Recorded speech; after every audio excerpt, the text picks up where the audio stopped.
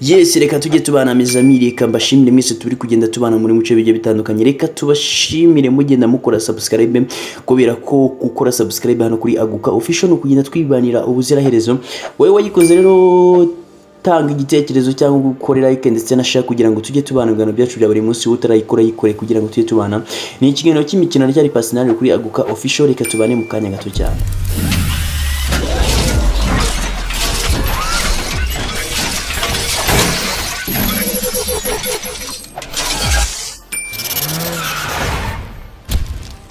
Yes, amakuru menshi ndafite kabisa. Ndahera muri equipe ya Manchester United, ndanyura muri equipe ya Juventus, dore equipe ya Arsenal ndetse n'ikipe ya Paris Saint-Germain. Ngiye kugenda minyuramo mbiva imuzi n'imuzingo. Reka dore muri equipe ya Arsenal. Equipe ya Arsenal nta kintu kirimo kiravugwa usibye nyuma yuko bona uyu musore Edin itari kwifuzwa n'amakipe agiye atandukanye, harimo equipe ya Crystal Palace, equipe ya Watford ndetse na West Ham, nkuko tubitangazwa n'ikinyamakuru London Express gikorera hariya mu Bwongereza. Aya makipe rero n'amakipe atatu akina muri English Premier League, akaba yifuza uyu musore Edin Ite mu muhungu w'ikipe ya Arsenal. Ariko ikipe ya Arsenal kimara kumenya isivuga ati tugomba kongera amasezerano byibura kugeza 2023 kugira ngo ugomeze ukine ikipe ya Arsenal, dore yuko iki igukeneye nkuko tubikesha London Express. Yes, reka dukubitire ikipe Arsenal ya Manchester United, turaza kwigaruka muri kadukubitira ko muri ikipe ya Juventus Dontre. Nyuma yo kubona yuko Cristiano Ronaldo yitwaye neza akaba top scorer wo muri championnat y'Abataliyani Serie A, biravuga yuko uyu mugabo ataramenya icyerekezo hazaba yerekeza, dore ko ari amakipe ari kugenda agaragaza ko umushaka kabinakeza. Ikipe ya Paris Saint-Germain ndetse n'ikipe ya Manchester United bikaba bivuga yuko ari kumushaka kabinakeza, ariko bikaba bivuga yuko ikipe ya Manchester United aramutse agiye muri Cristiano, uyu Pogba ashobora kuba yakorekeza mu ikipe ya Juventus, noneho uyu Cristiano akaba yajya muri Manchester United. Nkuko tukesha ikinyamakuru 19 mina cyagomeje kugenda cyandika rero ku mukino ejo ikipe ya Portugal izakina ikipe ya Hungary, bavuga ati Cristiano ni umustar twitezeho byinshi bigiye bitandukanye. Reka turebe yuko hari icyo ashobora kuzakora, ashobora kuzatanga ikinyuranyo bamutezeho byinshi. Ngo tubikesha ikinyamakuru 19 mina.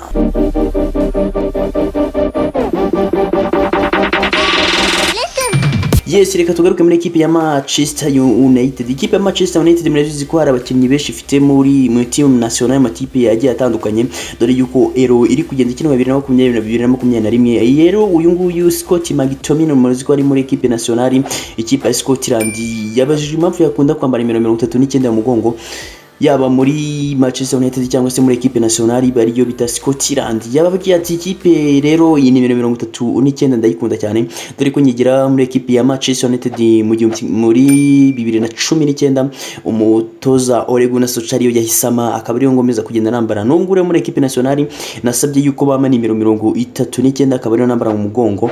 Iyi rero akaba yitangarije ikinyamakuru 90 minutes.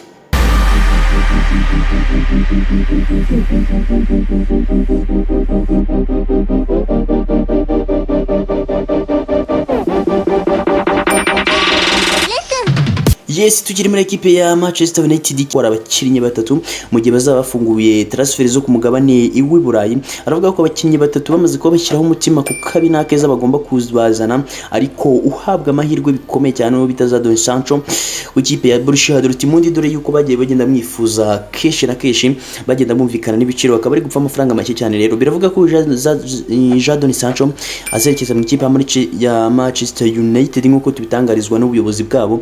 Ntabwo ari Jadon Sancho barashaka kuzana wo bitari Kane bakamukura mu ikipe ya Tottenham Hotspur, akaba yaza kujoininga ikipe ya Manchester United.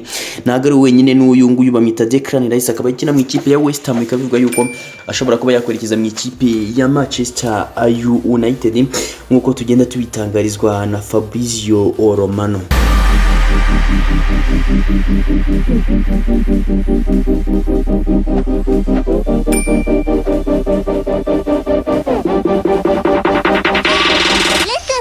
Yes, reka dukubitire muri ikipe ya Chelsea. Ikipe ya Chelsea inagira kuri umutima ku musore bita Haaland wo muri Borussia Dortmund, dore yuko nubwo bakimugendaho cyane kuko abinakeza. Ntago ari Haaland wenyine rero barimo barirukanka, dore yuko uyu bita Harry Kane nawe mu byukuri bamushaka kuko abinakeza. Harry Kane ubwo byumvikane ko arifuzwa n'ikipe ya Tottenham Hotspur ndetse n'ikipe ya Chelsea, ubwo byumvikane ko nituramenya wenda ashobora kuba yakwerekeza, ariko amakipe aramushaka kuko abinakeza. Ariko ikipe ya Chelsea ntago iri kurugendamo nege, dore yuko yongereye amafaranga yatangaga kugira ngo yegukanye uwo bita Haaland yabeza gukina ikipe ya Chelsea, ariko amahitamo y'ikipe ya Chelsea baravuga ati Haaland biramutse byanze nubwo bishobora kuba byakunda cyangwa bikanga, dushobora kuzana uwo Harry Kane akaba aza gukina. Ubwo byumvikane yuko hagati y'abafana ba Chelsea, reka tubabwire ko hagati ya Haaland n'uwo bita Harry Kane mushobora kuzana umwe muri Chelsea muri English Premier League muri saison 2021-2022 nk'uko tubikesha ikinyamakuru 90 Minutes kigenda kibitangaza.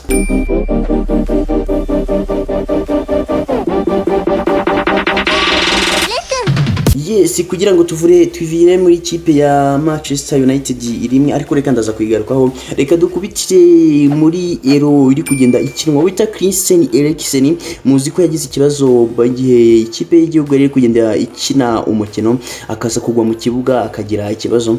Aganira n'ikinyamakuru rero La Gazzetta dello Sport yagitangarije yuko yishimiye kuko ameze kandi ashimira buri umwe wese, avuga ati ngenda cyameze neza, nta kibazo, umeze neza, nta kibazo ufite na gitoya, ariko shimira buri wese yagize icyo ankoraho muri no manuka nari ngiriye mu kibuga, nk'uko tubikesha ikinyamakuru La Gazzetta dello Sport.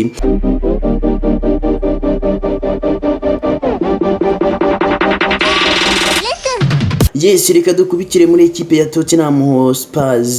Ikipe ya Tottenham Hotspur byamaze kubirangira bita Paulo Fonseca, byamaze kuba yirangira bumvikana yuko ashobora gushinyira ikipe ya Tottenham Hotspur akaba nka manager wayo, nk'uko tugenda tubikesha The Guardian.